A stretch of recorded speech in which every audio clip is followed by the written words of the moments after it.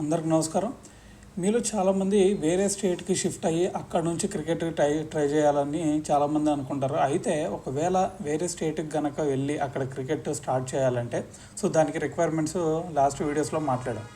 అయితే వీటిల్లో మరి ఒక మంచి స్టేట్ అంటే మేము క్రికెటర్ అవ్వటానికి చాలా ఈజీగా ఉండే స్టేట్ ఏదైనా ఉందా దాని గురించి చెప్పండి అంటే దానికైతే నేనైతే ఒక 3 స్టేట్ల గురించి అయితే చెప్తాను. ఫస్ట్ వచ్చేసరికి దాంట్లో గోవా. గోవా చిన్న స్టేటు, దాంతోపాటు అక్కడ మీకు కాంపిటీషన్ కూడా చాలా తక్కువ ఉండిద్ది. ఇలాంటి తక్కువ దాని తర్వాత ఇలాంటి చిన్న స్టేట్లో మీరు కనుక కొంచెం కష్టపడితే ఈజీగా అక్కడ నుంచి అయితే మీరు ఈజీగా క్రికెటర్గా అవ్వచ్చు. దాని తర్వాత మీకు అక్కడ కాస్ట్ ఆఫ్ లివింగ్ అయితే చాలా ఎక్కువ ఉండిద్ది.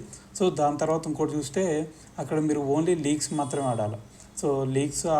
లీగ్స్ ఆడి దాని తర్వాత అక్కడ 2 years స్టే చేసి దాని తర్వాత లీగ్స్ ఆడి దాని నుంచి అయితే ఈజీగా వెళ్ళిపోవచ్చు. కానీ అక్కడ వాళ్ళకి రంజీ ట్రోఫీ చూసుకున్నా లేదంటే వేరే ట్రోఫీస్లో చూసుకున్నా కూడా అంత పర్ఫార్మెన్స్ లేదు.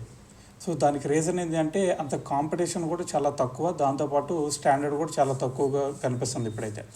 అలాంటి స్టేట్కి కనుక మీరు వెళ్తే ఖచ్చితంగా మీరు హార్డ్ వర్కింగ్ చేసే పర్సన్ అయితే ఖచ్చితంగా మీకైతే ఒక ఛాన్స్ అయితే దొరికిద్ది.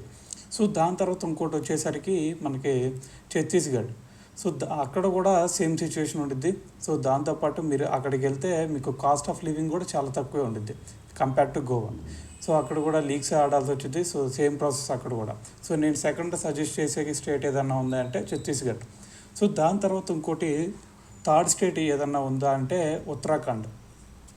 అక్కడ కనుక మీరు వెళ్తే అక్కడ నేను ఎందుకు ఈ ఉత్తరాఖండ్ గురించి చెప్తున్నానంటే దాంట్లో మీకు క్వాలిటీ ఆఫ్ క్రికెట్ అనేది చాలా ఎక్కువ ఉంటుంది.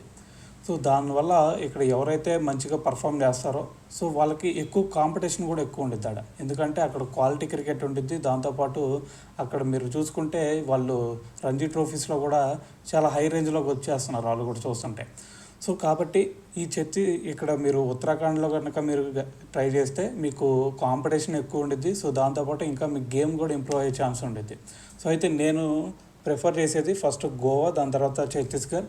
దాని తర్వాత మీరు ఇంకా ఇంప్రూవ్ అయ్యి మీ స్కిల్స్ ఇంప్రూవ్ చేసుకోవాలి అనుకొని దాని తర్వాత మీరు క్రికెటర్ అవ్వాలి అనుకుంటే థర్డ్ ఆప్షన్ వచ్చేసరికి ఉత్తరాఖండ్ అయితే నేనైతే ప్రిఫర్ చేస్తాను. ఇది మాత్రం గుర్తుపెట్టుకోండి. ఈ స్టేట్స్ మీకు ఏ స్టేట్లో అయితే మీరు ఉన్నారో దాంట్లో కనుక మీకు ఎక్కువ ఛాన్సెస్ రాకపోతే ఖచ్చితంగా మీరు షిఫ్ట్ అయిపోవచ్చు. ఒక 2 years అక్కడ చదువుకొని లేదంటే మీరు జాబ్ చేస్తున్నా కూడా అక్కడ షిఫ్ట్ అయిపోయి డైరెక్ట్గా అక్కడ ట్రయల్స్ అయితే లేదంటే అక్కడ అకాడమీలో జాయిన్ అయిపోయి దాని నుంచి అయితే లీగ్స్ ఆడవచ్చు. దానివల్ల ఎటువంటి ప్రాబ్లం ఉండదు.